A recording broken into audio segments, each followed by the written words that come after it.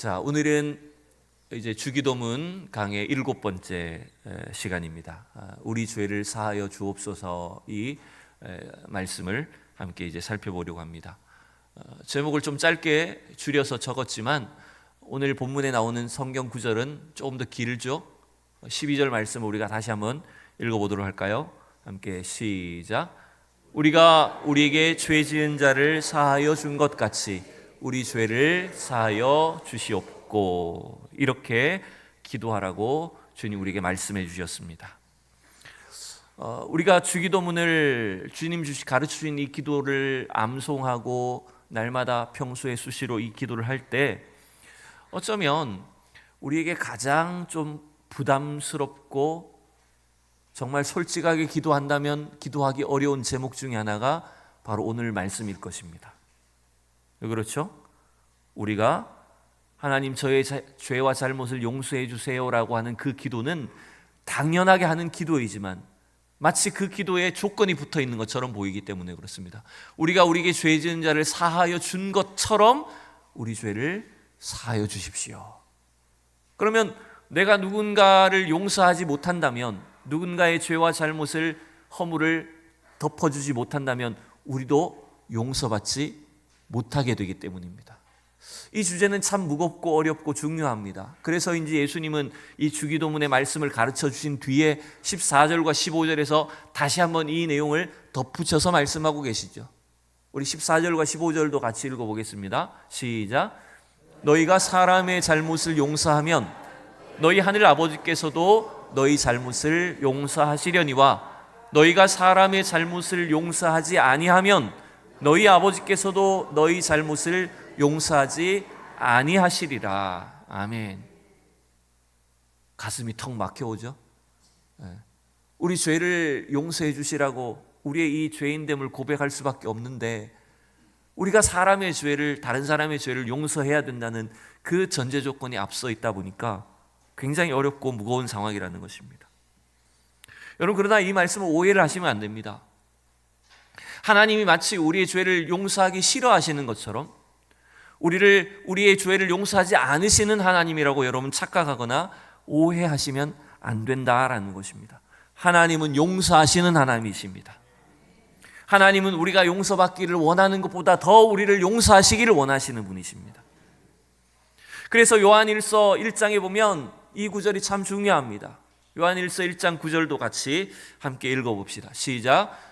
만일 우리가 우리 죄를 자백하면 그는 미쁘시고 의로우사 우리 죄를 사하시며 우리를 모든 불의에서 깨끗하게 하실 것이요. 아멘. 여러분, 우리가 죄를 주님 앞에 고백할 때마다, 자백할 때마다 하나님 우리의 어떤 죄라도 용서하시고 우리를 깨끗게 하실 줄로 믿습니다.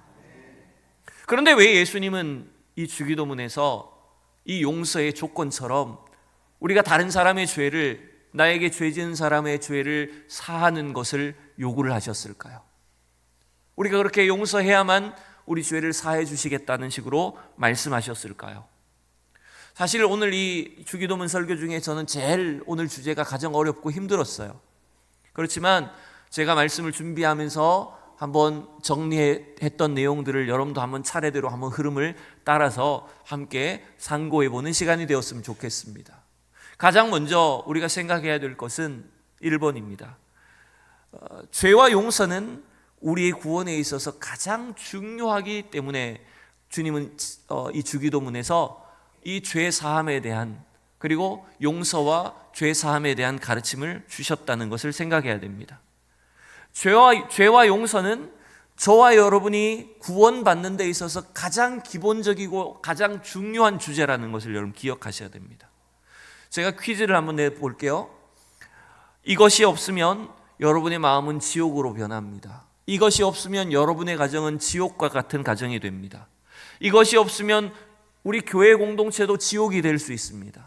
이것이 없으면 이 세상은 지옥과 같이 변하게 될 것입니다. 그러나 이것이 있으면 여러분의 삶은 천국이 됩니다. 이것이 있으면 여러분의 가정은 천국처럼 바뀌게 될 겁니다. 이것이 있으면 우리의 공동체나 이 세상도 천국과 같이 되게 될 것입니다.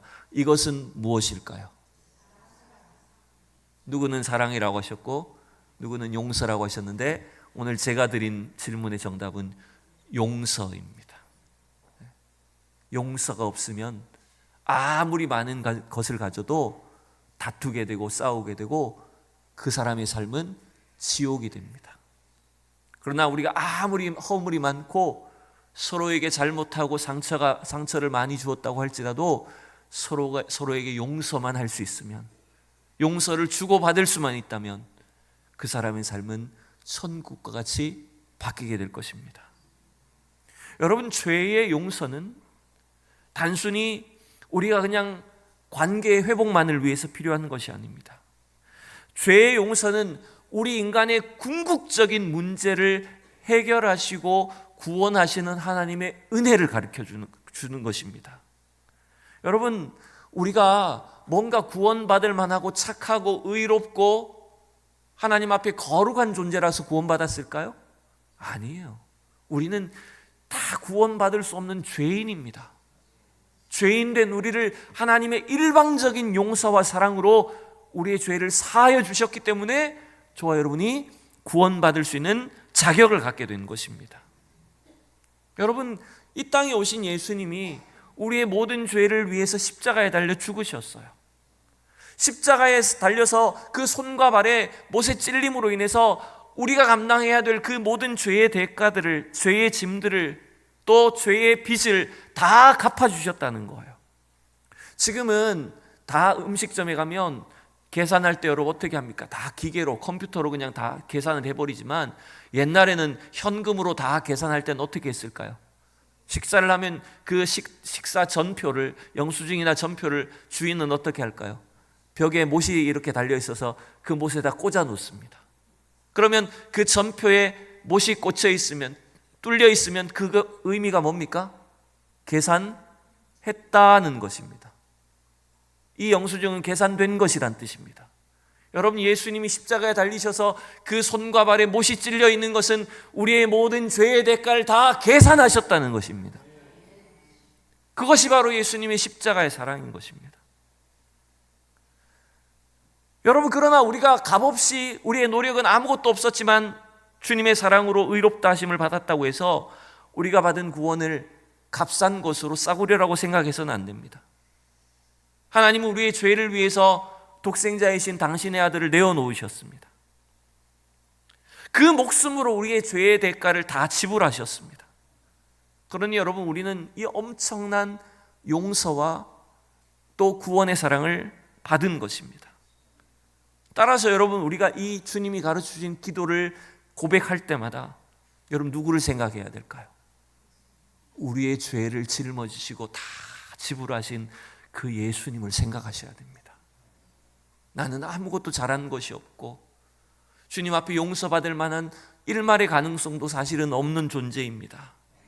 그러나 예수님이 이 땅에 오셔서 우리의 죄를 위하여 십자가에 달리심으로 영원한 대속 제물이 되셨기에 이제는 내가 그 주님을 의지해서 용서를 구합니다.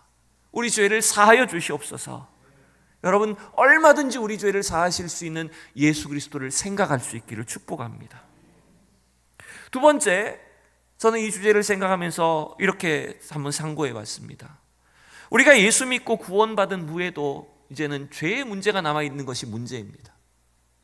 우리가 분명히 하나님 용서하시는 하나님이시고 우리의 어떤 죄라도 용서받을 수 있다라고 했는데 문제가 뭐죠? 우리 속에 있는 고민이 뭡니까?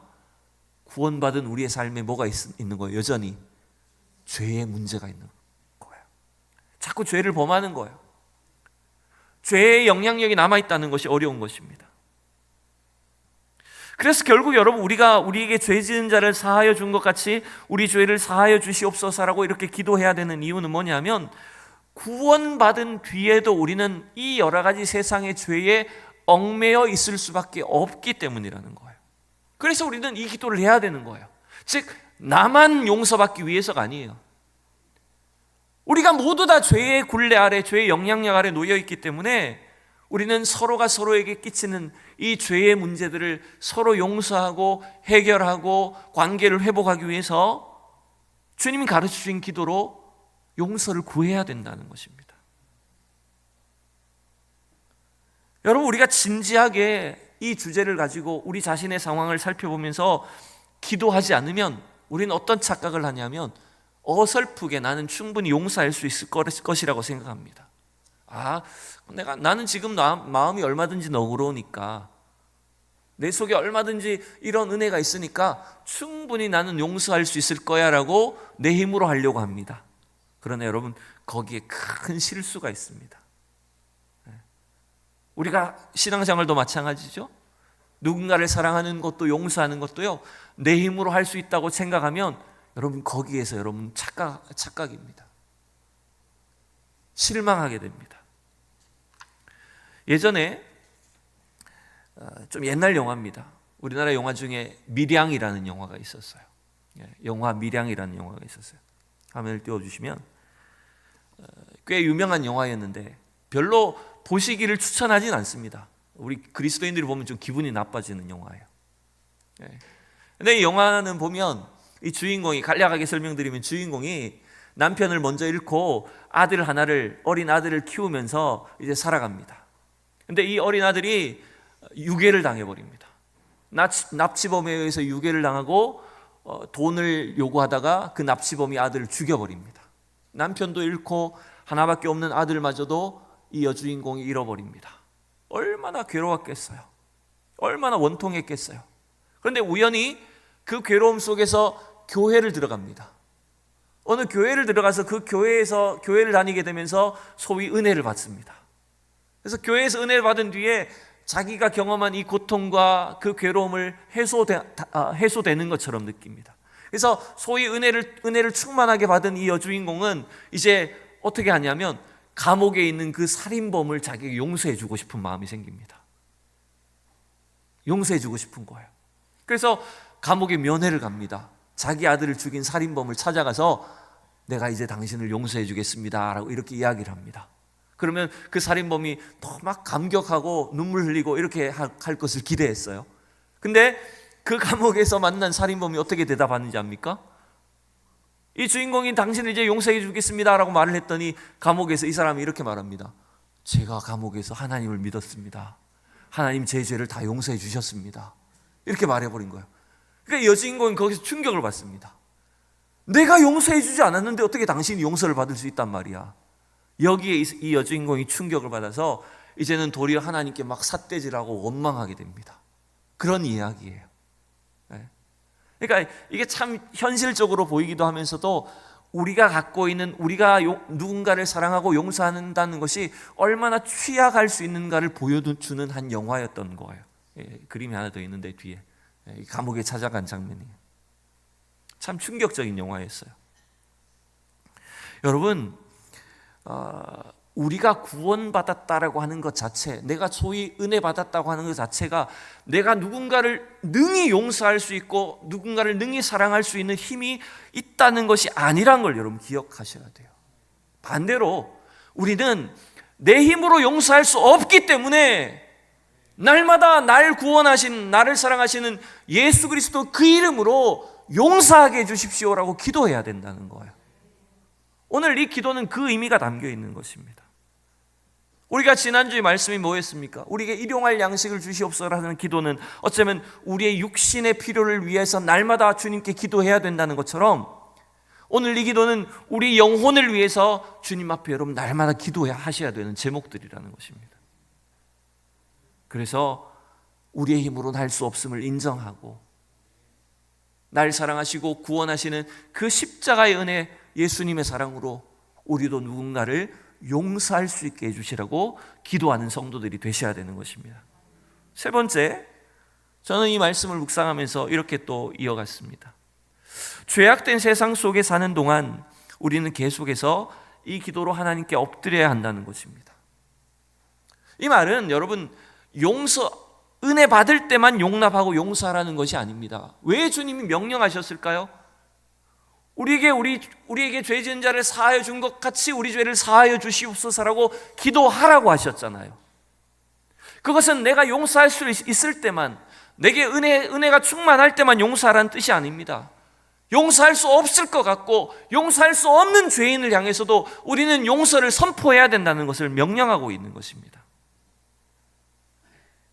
여러분, 예수님께서 용서와 죄사함에 대해서 기도를 주신 것은 우리가 날마다 하나님의 은혜로 서로를 용서하고 죄사함과 정결함을 추구하라는 말씀인 거예요. 그렇지 않으면 우리는 끊임없이 이 죄의 속박 아래 매여서 서로가 서로를 미워하고 원한을 갖고 복수하고 이런 삶을 계속 살아갈 수밖에 없다라는 것입니다. 여러분, 예수님이 이 기도를 가르쳐 주실 때 우리에게 어떤 율법적인, 우리에게 죄 지은 자를 사하여 준 것처럼 우리 죄를 사하여 주시옵소서라고 기도했다고 해서 우리가 누군가를 얼마만큼 용서했는지를 보고 주님이 우리를 계산적으로 용서해 주시겠다는 뜻일까요? 아닙니다, 여러분. 설명이 좀 길어서 헷갈리실 수 있겠지만 주님은 절대로 그렇게 계산적으로 우리에게 하시지 않으십니다.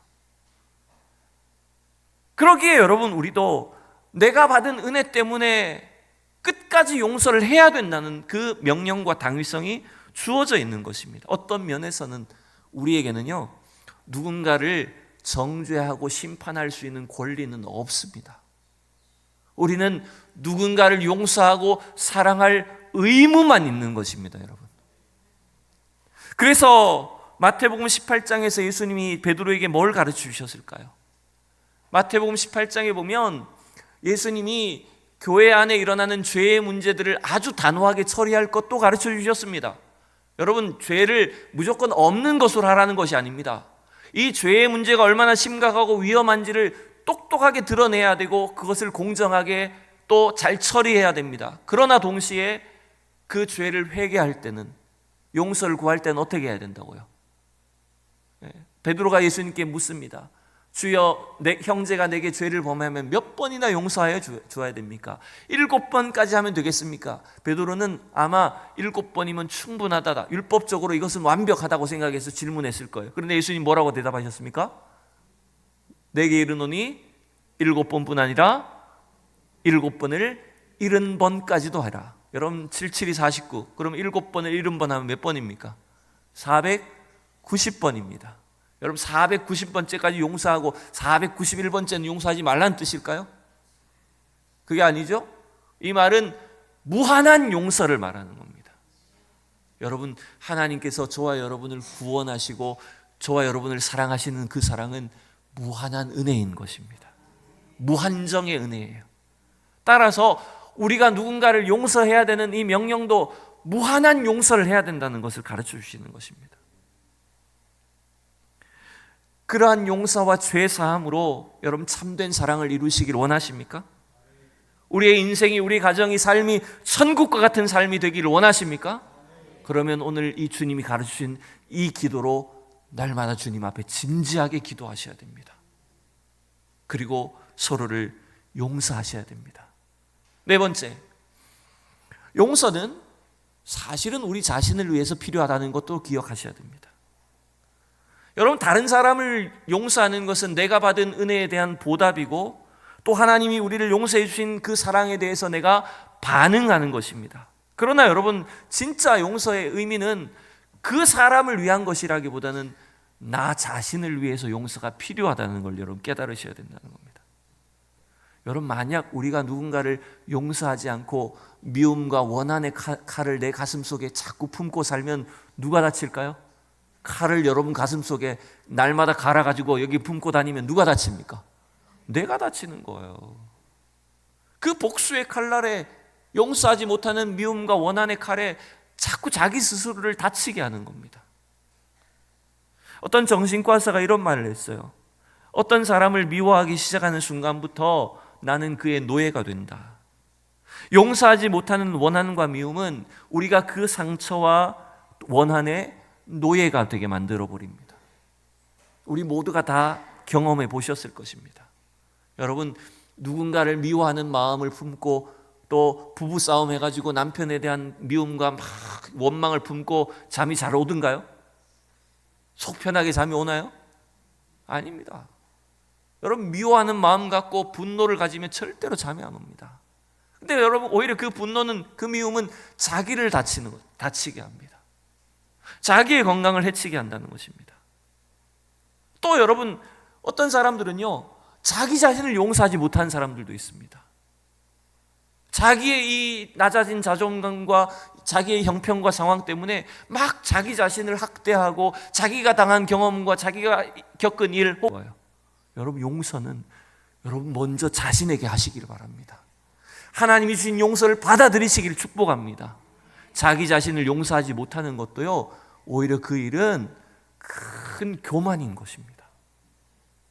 하나님이 우리를 용서해 주시겠다고 하셨는데 우리가 우리 스스로를 용서하지 못하는 건 그건 교만입니다, 여러분. 먼저 자기 자신들을 용납하고 하나님의 사랑으로 다시 회복할 수 있는 우리 성도들이 될 수 있기를 축복합니다. 자, 이제 5번째로 넘어갑니다.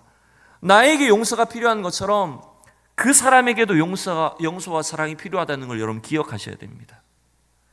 오늘 주님이 가르치신 기도가 이렇습니다. 우리가 우리에게 죄 지은 자를 사하여 준 것 같이 우리 죄를 사하여 주시라고 기도하는데, 여러분, 우리는 하나님의 은혜로 용서받았고 또한 날마다 우리에게는 이 죄 사함과 또 속죄를 통한 정결함이 필요하다는 걸 말하는 겁니다. 그것은 나에게만 필요한 것이 아닙니다. 서로 나에게 잘못한 사람, 나를 아프게 한 사람에게도 그 사람에게도 하나님의 죄 용서하심과 회복이 필요하다는 것입니다. 그래서 우리에게 이 기도를 가르쳐 주셨다는 거예요. 이걸 잘 보여주는 것이 또한 마태복음 18장에 나오죠. 아까 베드로에게 7번씩 70번까지라고 용서하라고 말씀하신 뒤에 주님은 1만 달란트 빚진 자의 종에 대한 이야기를 말씀하지 않으셨습니까? 너무나 유명한 비유잖아요. 오늘날 가치로 하면 1만 달란트가 얼마나 되는지는 잘 모르겠습니다. 적게 잡아도 수십억은 될 거예요. 많게 잡으면 한 수백억 정도의 가치는 될 겁니다. 그런데 그 1만 달란트, 수십억, 수백억의 빚을 진 종은 갚을 수 있습니까? 못 갚습니까? 못 갚는 거예요. 그러니 그 주인 앞에, 왕 앞에 저는 도저히 못 갚겠습니다. 그 말은 무슨 뜻입니까? 나는 마땅히 용서받아야 되는 대상이라고 하는 걸 주장하는 것과 마찬가지입니다. 자기는 마땅히 용서받아야 된다고 하면서도 나가서 자기에게 100데나리온, 오늘날의 가치로 한 500만 원 혹은 1000만 원 될까요? 그 정도, 그 수백억에 비하면 아주 소액이잖아요. 자기한테 100데나리온 빚진 친구를 만난 뒤에 어떻게 합니까? 너 왜 그 빚 안 갚아? 목을 쥐고 감옥에 가두어 버립니다. 자기는 용서받아야 된다고 생각하면서도 나에게 조그만 잘못하는 사람에 대해서는 어떤 생각을 하는 겁니까? 너는 절대로 용서 못 받을 인간이야. 너는 반드시 벌을 받아야 돼. 이런 이상한 감정을 갖는 것이 우리의 생각들이라는 거예요. 여러분, 가만히 생각해 보십시오.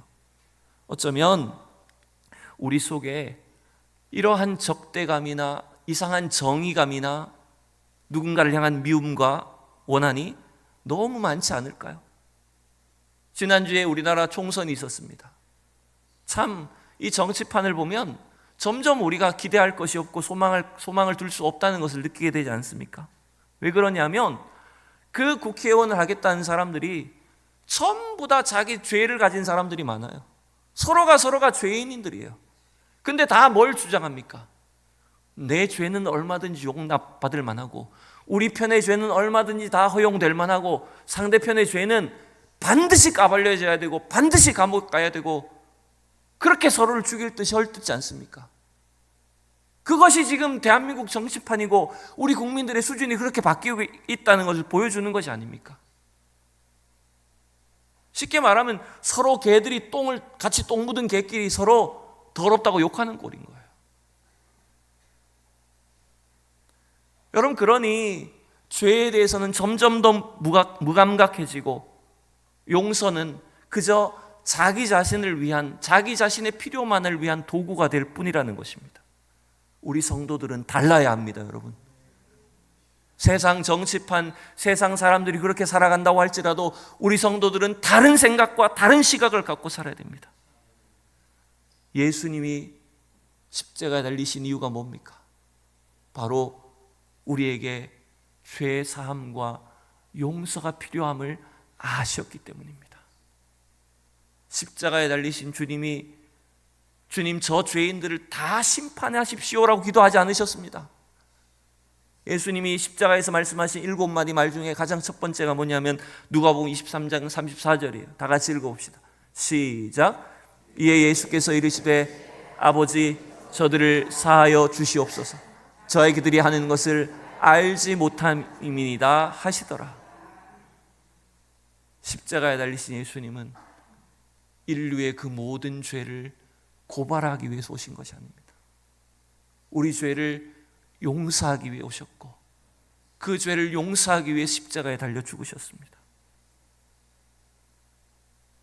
그러니 여러분, 누군가의 허물과 잘못, 내가 당한 억울한 일들, 내가 받은 상처가 있더라도 그 영혼 또한 용서받아야 될 사람이란 걸 끝까지 잊지 마시기 바랍니다. 마지막입니다. 오늘 주님이 가르치신 이 주기도문이 가장 먼저 적용돼야 될 장소는 바로 우리 자신의 삶이라는 걸 기억하시기 바랍니다. 여러분, 이 말씀을 가장 먼저 받은 1차 독자는 누구일까요? 오늘 마태복음 6장에서 산상수훈의 말씀을 그 자리에서 가장 먼저 들은 사람, 직접 들은 사람들은 누굽니까? 예수님의 제자들과 그 당시 종교 지도자들, 유대인들이었을 거예요. 그러면 그 말씀을 직접, 주기도문을 직접 가르침을 받은 이 제자들과 또 유대인들은 그 기도를 따라 살아야 되는 거예요. 그 기도가 자신들의 삶이 이루어지도록 믿음을 갖고 살아야 돼요. 실천하며 살아야 돼요. 근데 문제가 뭡니까? 그 유대인들은 지금 2000여 년이 지난 뒤에 오늘 아침에도 뉴스를 봤지만 들려온 소식들은 뭐죠? 계속 싸우는 거예요. 주변 부족들, 주변 나라들하고 계속 서로 원수 갚고 싸우고 전쟁하고, 물론 여러분 악한 집단들을 반드시 무찔러야 되는 의무도 있습니다. 악을 척결해야 될 이유도 분명히 있습니다. 그러나 문제는 주님이 가르치신 이 기도가 가장 먼저 들었던 유대인들은 제대로 그 기도가 이루어지지 않습니다. 그래서 2000년이 넘도록 끊임없이 갈등하고 싸우고 죽이고 지금도 전 세계를 위험으로 불안하게 만들고 있습니다. 그 땅은 여러분, 주님이 약속하신 적과 꿀이 흐르는 땅이 되지 않습니다. 지옥과 같은 땅이 되고 있는 겁니다. 여러분, 용서와 죄사함의 기도가 가장 먼저 실천되고 이루어져야 될 곳은 멀리 저 중동 땅만 있는 것 아닙니다. 바로 저와 여러분의 삶 속에 이루어져야 됩니다. 바로 우리의 가정 속에 이 기도가 이루어져야 됩니다. 우리 교회 공동체 안에 이 기도가 날마다 이루어지고 실천돼야 됩니다. 나의 삶의 매일매일의 현실 속에 나의 죄를 사하여 달라고, 나에게 죄진 자를 사한 것처럼 주님 우리의 죄를 사하여 달라고 이 용서를 구하고 용서를 선포하셔야 됩니다. 그때 주님은 약속하신 그 참된 천국을 우리 삶에 이루어 주실 줄로 믿습니다. 여러분, 우리 가정이 이 참된 용서와 사랑으로 천국과 같은 가정이 될 수 있기를 축복합니다. 우리 교회가 천국과 같은 공동체가 될 수 있기를 축복합니다. 마지막으로 에베소서 말씀을 읽고 설교를 마칩시다. 에베소서 4장 그리고 골로새서 2장 3장 제가 두 구절 한번 꼽아봤어요. 자, 두 구절 시작. 서로 친절하게 하며 불쌍히 여기며 서로 용서하기를 하나님이 그리스도 안에서 너희를 용서하심 같이 하라. 누가 누구에게 불만이 있거든 서로 용납하여 피차 용서하되 주께서 너희를 용서하신 것 같이 너희도 그리하고. 아멘. 말씀을 맺습니다. 저와 여러분에게는 누군가를 정죄하고 미워할 특권이 없습니다. 우리는 끝까지 서로를 용서하고 용납하고 사랑해야만 하는 의무만 있다는 것을 기억하십시오. 그래야 할 때 우리 삶이 천국과 같이 변화되게 될 줄로 믿습니다. 우리 찬송가 305장 권사님 한번 우리 쳐주시면서